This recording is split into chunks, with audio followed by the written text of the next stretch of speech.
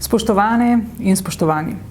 Na Ministrstvu za izobraževanje, znanost in šport smo minulo leto v največji meri naše delo namenili reševanju izzivov povezanih z epidemijo koronavirusa.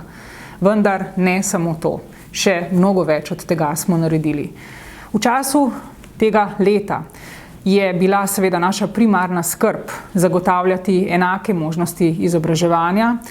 Zelo pogosto v tem letu je to pomenilo izobraževalni proces na daljavo, prav tako pa tudi vse priložnosti povezane z znanstveno-raziskovalnim delom in seveda poljem športa. Skupaj z vami vsemi smo uspešno naslavljali, odgovarjali na delovne naloge, na izzive, na to, da se je lahko sistem obdržal stabilen v nestabilnih časih. Vesela sem, da nam je to uspelo. Vesela sem na dosežke, ki smo jih skupaj z vami vsemi lahko tudi priborili. Prioritetno investirali veliko v podporno izobraževalno opremo za izobraževanje na daljavo. Veliko smo dodatno investirali v finančno podporo raziskovalnemu delu. Za področje športa smo za letošnje leto iz proračuna zagotovili 6,5 milijonov sredstev več kot lansko leto. Investiramo v gradnjo, v obnove številnih objektov javno-izobraževalne infrastrukture in športne infrastrukture.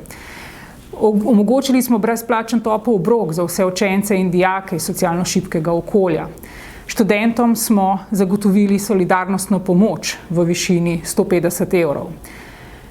Prav tako smo v tem času v Državnem zboru sprejeli dva zelo pomembna zakona. Prvi, povsem nov zakon o obravnavi otrok in mladostnikov s čustvenimi in vedenjskimi težavami in motnjami v vzgoji in izobraževanju, ki je kar nekaj let čakal na sprejem.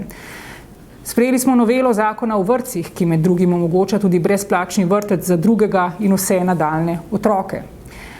Potem smo sedaj v zadnji fazi usklajevanja novega zakona o znanstveno-raziskovalni in inovacijski dejavnosti.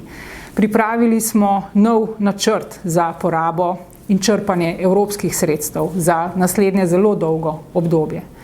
Torej, pa še priprava nacionalne evalvacijske študije, ki bo služila kot izhodišče za oblikovanje sistemskih ukrepov v podporo primanjkljaju v času izobraževanja na daljavo, hkrati pa tudi močno hrbtenico pri nadaljnji viziji znanja in pa vzgojno-izobraževalnega procesa v prihodnosti.